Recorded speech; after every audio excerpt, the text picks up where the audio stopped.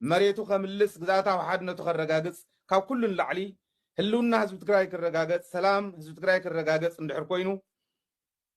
ሓቢርና ክንለምዕ እንተኮይናስ ወደብ ክንወኩም ኢና ኢሎም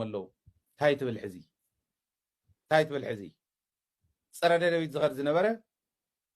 እቲ ቃልስና ዋላ መስዋዕትነት ንኽፈለሉ ብዘይ ግድስ ፍረ እንዳፍረ ይኸድ ከም ዘሎ ትሪኡ ወለኹም ክብል ደልየ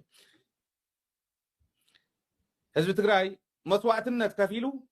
ናይ ፌደሬሽን ቃል ኪዳን ኣብ ኢትዮጵያ ከፈራርም ከሎ ናይ ኢትዮጵያ ክልላት ፌደሬትድ ኮይነን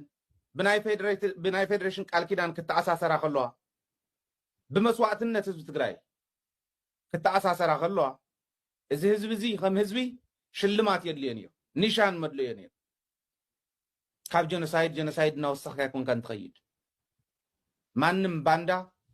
ንኣብይ ኣሕመድ ደጊፉ ንኣብይ ኣሕመድ ኣመኻሪ ኮይኑ ንኣብይ ኣሕመድ ተላኣኽ ኮይኑ እንተሰርሐ ህዝቢ ትግራይ መስዋዕትነት ከፊሉ ዘፍረየን ተኽልታት ኩለን ንቑፃት ኣይኮና ዝለምለመ ተኽሊ እውን ኣለዎ ማለት እዩ ኦኬ ቤት ትምህርቲ ክተክል ከሎ ህዝቢ ትግራይ ብመስዋዕትነቱ ብደሙ ኣሚርዎም ኮይ በዓል ጌታቸው ነው በሳላ ቃልሲ ትግራይ ተማሃሩ ኮይ በዓል ክንደያ ኮ ሳላ ቃልሲ